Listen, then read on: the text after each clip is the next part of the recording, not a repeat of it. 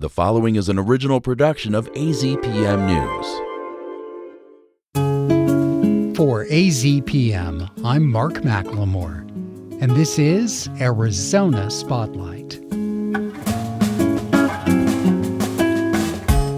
Coming up, get an early preview of Arizona Theater Company's upcoming season from Mike Seiden, the newly elected chairman of the board. Listen to an audio postcard from a recent record show at La Rosa with a somewhat surprising audience. And a Speaking Personally hosted by Tom McNamara with public broadcasting pioneer Linda O'Brien.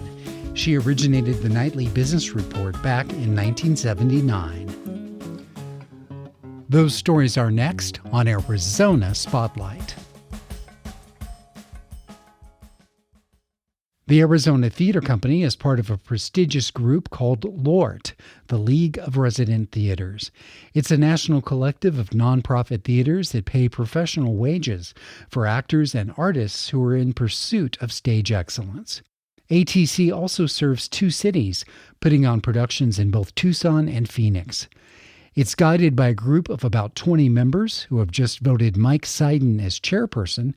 Seiden was born in Queens, New York, and graduated from Lehigh University with degrees in engineering and English. He has served on the ATC board before, but he came back driven by his passion for the magic of the stage. As a kid in New York, my parents took me to Broadway shows, which I really enjoyed. When our company moved us from New Jersey to Denver, the Denver Center for Performing Arts was starting its inaugural season in 1980, and we became members. Also, we had the Broadway touring shows there, and I've always loved theater and loved seeing theater. Back a number of years ago, I think it was around 2012, I was at that time board chair of Arizona Theater Company.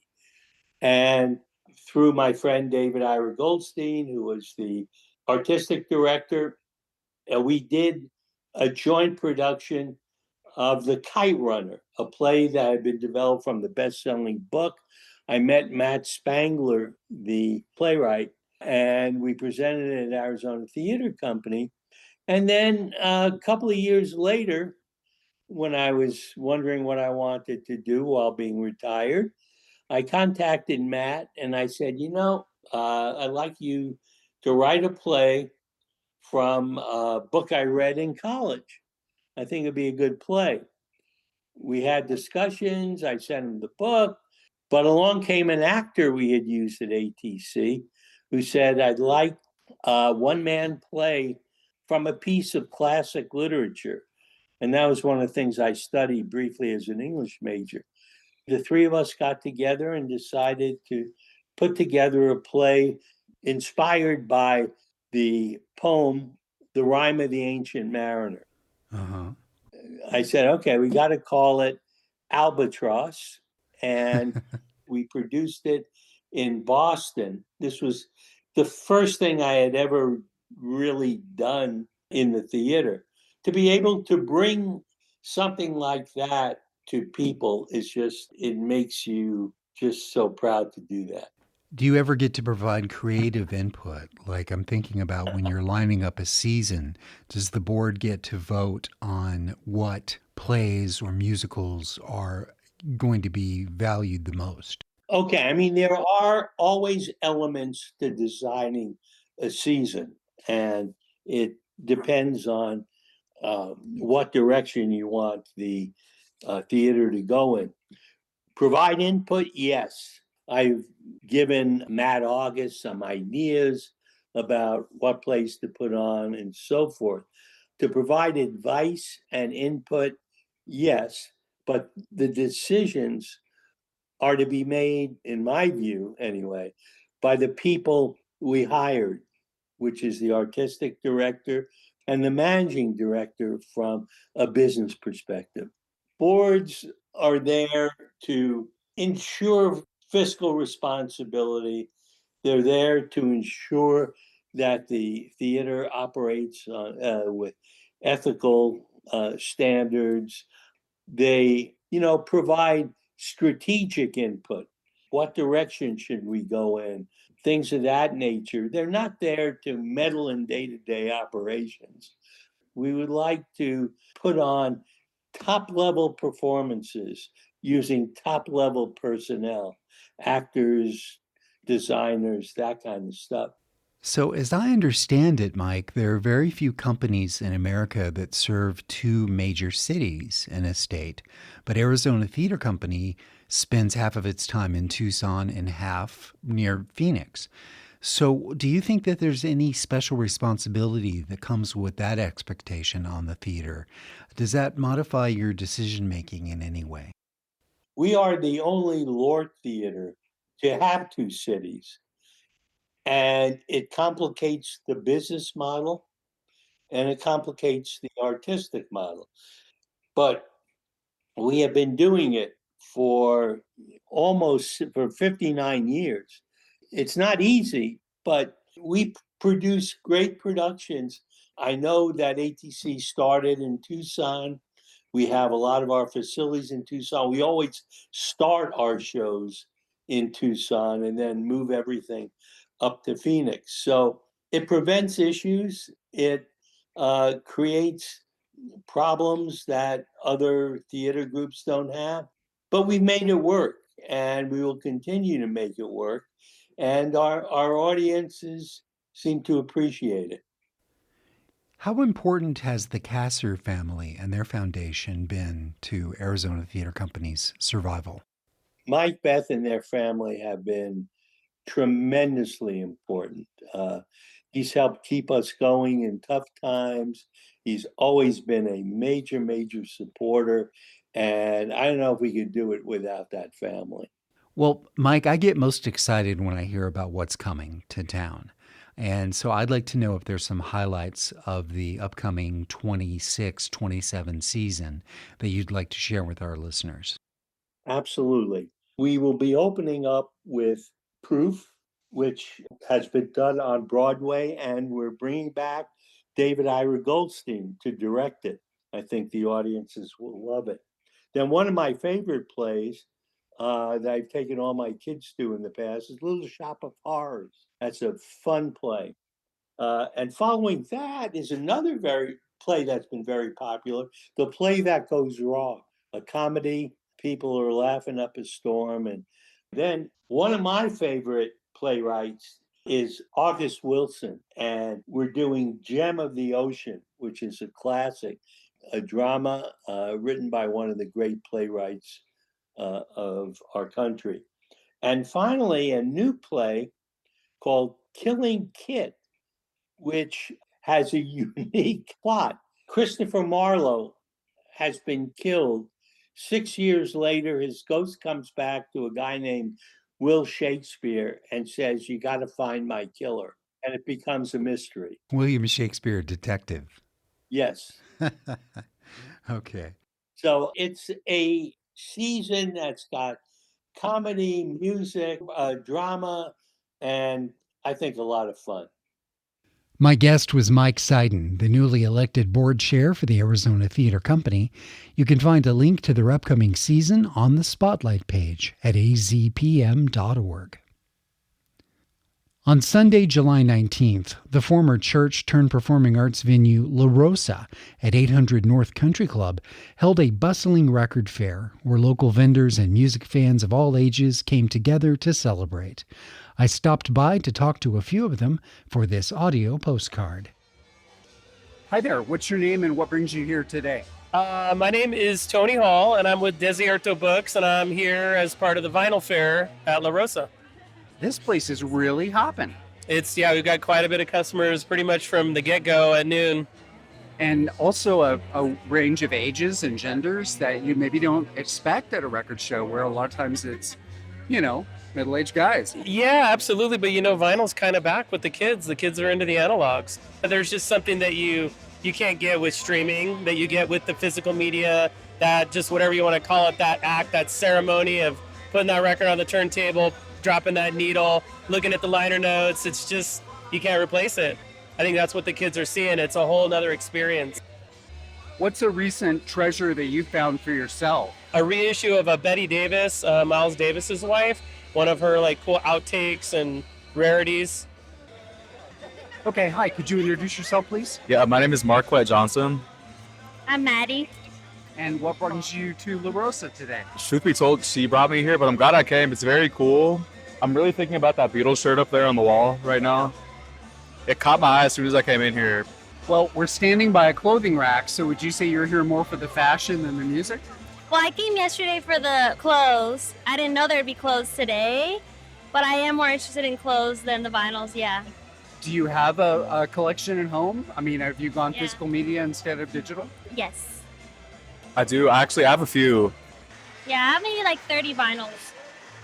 But it's important to you personally. It's not the size of the collection, it's the Yeah. value. Yeah, of like physical media and what have you. What's a treasure that you might have found, whether today or just recently? I bought a vintage Jesus and Mary chain t-shirt off of eBay. Honestly, it costs too much, but I've been looking for it for years. What do you have to say about the diversity you're seeing here on the floor? There are people from all walks of life here for sure, which is cool. Yeah, they got everyone. Yeah, she said. Okay, well, thank you both for spending time. Oh, yeah, of course. Sorry, I feel shy with the mic on. Well, you did great, though. Thanks. Yeah, you nailed it. Hi there. So what's your name and what brought you down here today? My name is Chris, and what brought me down was this vintage record fair. Do you Good music. collect records for yourself? I collect CDs, vinyls, T-shirts. Actually, just like for my favorite bands that I like and listen to. Do you have a preference for physical media over digital? Oh, absolutely. I think owning physical media is a lot more, substantial when it comes to like streaming services and stuff like that. It's like a subscription. Yeah, I can just own this. Do you have any interesting way that you sort your records at home? I have like my jewel case CDs separate on the bottom for my digipacks sitting on the top, so that way they don't get squished because they're a lot more thinner. Do you find any treasures at this show? I bought a CD from Heroes and Villains Comics. They're like a little store on 4th Avenue. I guess they're selling CDs, and I just bought like a Kitty Craft CD, and it's really good. Just electronic, lo-fi, female vocal, just very pretty, stuff. Chris, you did a great job. I'm glad I came over to talk to you. Absolutely, thank Nice you to so meet you. much. Yes, nice to meet you guys. Hi, I'm Haley Bennett with Zia Records. And what brings you to La Rosa today? We are doing a record fair, selling a bunch of different stuff, not just records, but it's been a great turnout so far, just kind of hanging out. Have you had any interesting requests today? People looking for certain things? I did have this one lady looking for some Flamin' Groovies, which unfortunately we did not bring, but yeah, she was on a quest for sure. We're noticing a lot with Gen Z, they're buying CDs, which I think is pretty cool. I prefer CDs, I love collecting them, so it's fun to see the younger generation picking up on that as well. What's a recent treasure that you found for yourself? You know, I just found Hackers on VHS, which is pretty cool. I did spend about $20 on it, which is steep for VHS, but it was pretty sweet. That's Linda. I'm Marty, and we were here to basically support local music, support La Rosa, support the vinyl binding community. What else is there really? We've seen a lot of our coworkers here today, which is very encouraging, which makes us realize that, hey, we have a connection outside of work. Maybe we should make this happen and hang out. That's another thing, too, that's been very excellent about this whole day. And it's air conditioned. And it's air conditioned. Plus, it's very comfortable, considering the number of warm bodies in here. Right. Yes. Right. Have you found any treasures today or recently to add to your collection? I found a potential Christmas gift.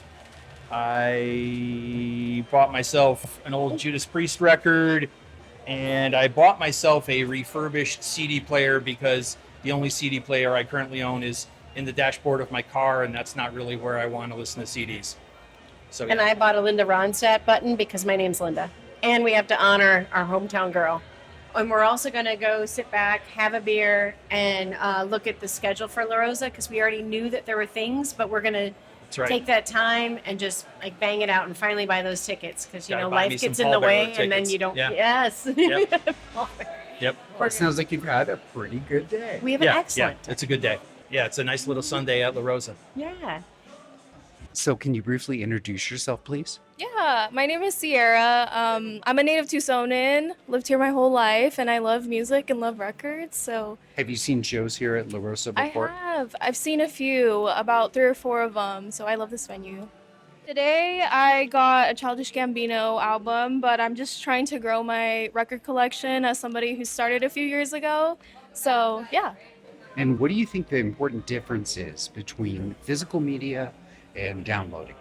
I think that physical media is important because it's something you can physically hold and keep forever versus like the era of streaming. That's something that you can take away, and nobody can ever take away the physical media, music, TV, everything. Was there a pivotal moment for you when you decided you wanted to start collecting records? I think just growing up around like my dad and my family, we listened to a lot of old school music, so I really learned the importance of records and DVDs, CDs. NPR, I like it. Hey, what's your name? Carlos Zamora, What's fifth this- generation Arizonan. What's the secret to raising a generation of kids who value this stuff? A lot of belt and beatings. Discipline, love, structure, passing on things that make you happy. Were there things that when you first became a father, you were really eager to share with your kids, but Yes. maybe you knew you had to wait a little while? Right away. Music. Right away. Music. Music makes me feel better. Music heals me. Music changes my emotional state, my whole day, everything. Music is huge to me.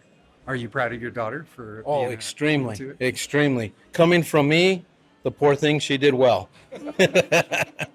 Those were just a few of the people in attendance at a record show and sale held on July 19th at La Rosa in Tucson. We've got photos from the event on the Spotlight page at azpm.org.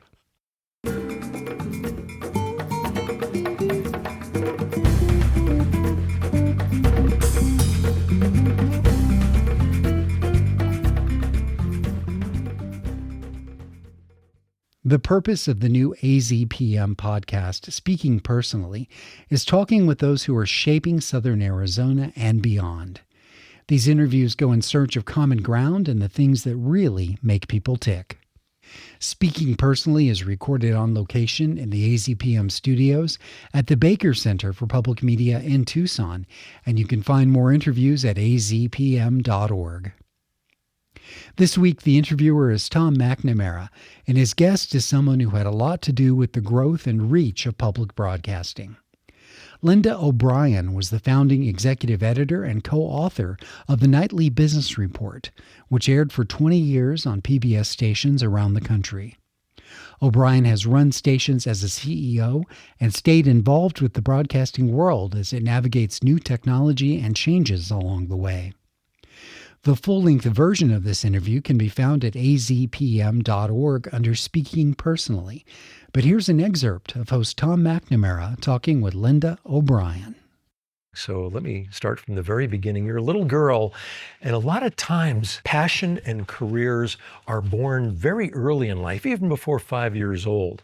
What was going on with Linda O'Brien at age 3, 4, 5, 6, 7, 8? Well, I wasn't thinking about this career in particular, but there were some influences now that I think back on it that were very present. I grew up in a family of a mother and a grandmother, a working mom. I grew up in Washington, D.C., so we were always at the dinner table talking about politics, about economics. So my mother had been a teacher turned government manager. Grandmother loved the stock market, and she would call her broker maybe 3 or 4 times a day because she wanted to know what her little portfolio of stocks were doing. Or she would go downtown to the local brokerage firm, a very small brokerage firm there, to watch the ticker tape. We didn't have cell phones then. But I would go with her from time to time, and I always heard her talking about her stocks. And she read the Wall Street Journal, and we talked about the influence of politics on the economy and on stocks. So I guess through maybe osmosis, I was picking all of this up, but I had no idea that I would ever go into business news, for example. Did she ever get you to break the piggy bank open and scoop it up and go down to the brokerage with her and try your luck? She did purchase stocks early on. I had AT&T. They in those days they had the certificates, and they were beautifully done, and I kept that for many, many years. I guess from the time I was maybe 12, 13, I was an investor in that sense. Take us from 12 years old, AT&T stock certificates hanging in your bedroom. Where did it go from there? I went to the University of Miami. I was actually going to major in biology, of all things, because I've always loved it. I love plants especially, and botany. But then it got into some of the intricate chemistry that you were required to do in math. So I said, well, let's see what else is out there. And I switched majors to journalism, and I've never looked back. I absolutely fell in love with journalism. And in those days, I was print journalism, and I interned on the Miami News when I was a senior in college, and that was my first foray into interviewing, to writing, working with deadlines, and there's just such an energy about it, and you learn so much. So I just love the topic and have continued my whole life. Tell us about that segue to this world that you literally just captured and molded and succeeded at. Well, thank you. We had a great team. But I had been at WPBT, the South Florida PBS station, and I was news director at the time, and had started out as a producer reporter and then moved to news director.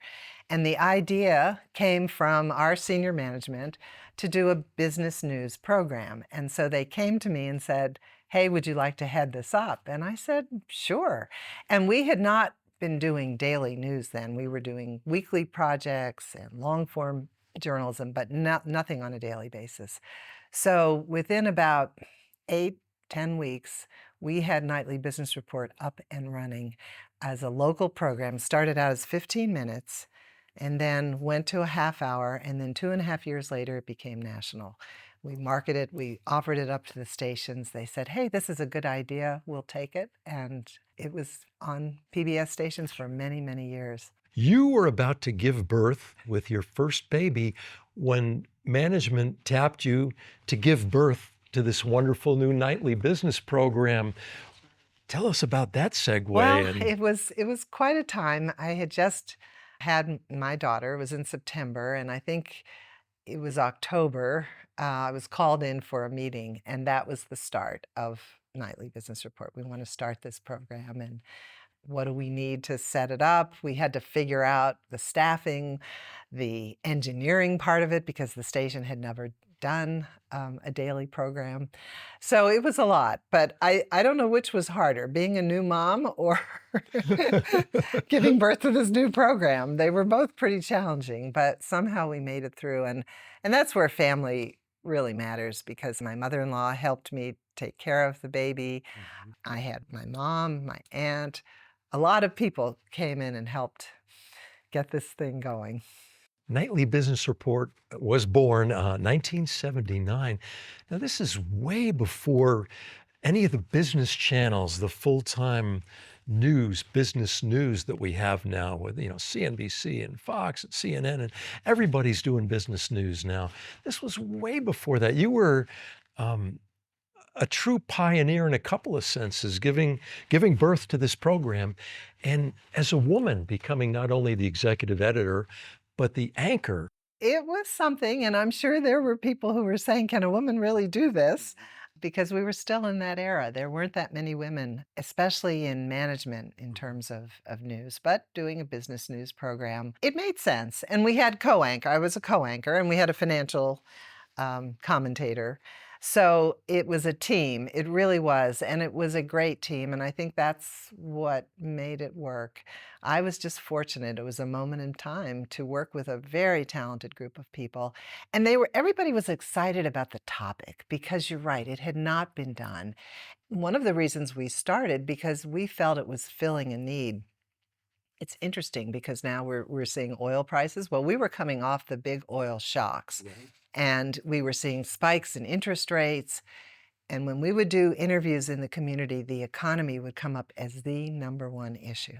And yet nobody was really doing that kind of in-depth coverage of it. And Those were the days. If you wanted to know how the Dow Jones Industrial Average did, you had to wait till the next day, many cases. But there was radio, there were ways. Mhm. But to really see the detail of your stocks, it was the Sure. next morning's newspaper.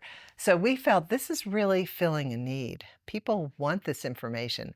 More and more people were starting to invest, their retirement programs. They were looking at this as a necessary tool for their own financial education.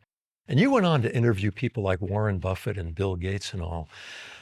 How did they react to you? How did their enclaves react to you coming in?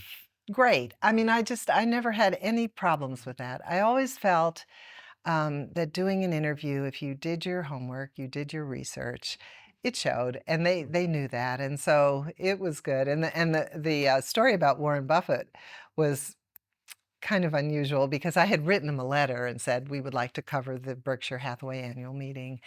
And he wrote back, yes, come on, just do it. And so I interviewed him. It was in the Orpheum Theater in Omaha. It got a whole lot bigger after that, but it was still rather small. And as I was interviewing, all these people were lining up behind us. But it turned out his father was a congressman, and he grew up in his teenage years in Washington, D.C. So we had both gone to the same high school. You just learned so much from him. I sat in on many of the Berkshire Hathaway meetings, which were sometimes 3 hours of he and Charlie Munger mostly talking, and it was like going to a master's class in business. It was Warren Buffett that urged you to interview Mrs. B, Rose Blumkin, a 100-year-old entrepreneur in her own business. And this seems like a pivotal moment in your career. What about that? It was. It's still, it's amazing that you mentioned that, Tom, because it's still the best story that I ever covered, because she was a force. She was 100 years old, and she ran this Nebraska Furniture Mart, and she used to go in a golf cart and just zip all around. This is a woman who came from Russia when she was a young girl, had no formal education beyond about 4th or 5th grade. She knew math really well. She could take the measurement of a carpet and figure out the square footage of what someone would need in her mind. Mm-hmm. And she used to always say, I came to this country, I'm always going to tell the truth, and I want to do this for my mother. She wanted to do something special. So she borrowed some money, family helped her, and she built this company that at the time was the largest furniture mart under one roof. And here she was, and still running it at 100 years old. So you were there, you learned, you succeeded. What imprint do you feel you've left on everything from the nascent nightly business report all the way to California and South Carolina? And even now you're doing some executive recruiting for PBS. Now, what's the positives that you've put on PBS, you think? Well, I would say it's more the reverse. It's what PBS has done for me. I really feel blessed to have worked in an environment where you could create a program like Nightly Business Report, where you could expand in an area that you have a passion for, and you have great mentors. All the way along my career, I had mentors, both at the stations and then at the system at large, where you work with people, you go to conferences, you learn about what other stations are doing. It's just a growing opportunity. So I think it's more of that. If I've added something to it, it's really perseverance. Just keep doing it. When I think about my grandkids, and I see that there's challenges, and you just have to keep doing it. And I've had my challenges in my life, and I've kept doing it. Was it tougher to be a CEO in your PBS life, answering to a board, or was it tougher being that on-air person, that executive producer, director every night with the programming? I would say in South Carolina, it was pretty tough because it was complex. It was a state network, so we had a commission, but we had a large amount of funding from the state legislature. So you had to present every year your budget, which wasn't easy, and also do all the other things that CEOs do in the community with your staff. It's just very multifaceted. I guess with Nightly Business Report, I loved it. And it had its own challenges, and you were always learning because of the topic. But running a station takes a lot. Well, at least at that stage, because I hadn't done it before. I felt like we did achieve a lot, and we were under some serious challenges in those years, those early years, because it was coming off of the recession, 2008, and there were cutbacks. But we really communicated what public media does for the state. AZPM's Tom McNamara spoke with Linda O'Brien, pioneering television producer and the originator of the nightly business report for PBS. You can find all the full-length podcast episodes of Speaking Personally at azpm.org. Thank you for listening to Arizona Spotlight. This show is a production of AZPM and is posted weekly at azpm.org. The production engineer is Jim Blackwood. I'm producer and host Mark McLemore. This has been an original production of AZPM News.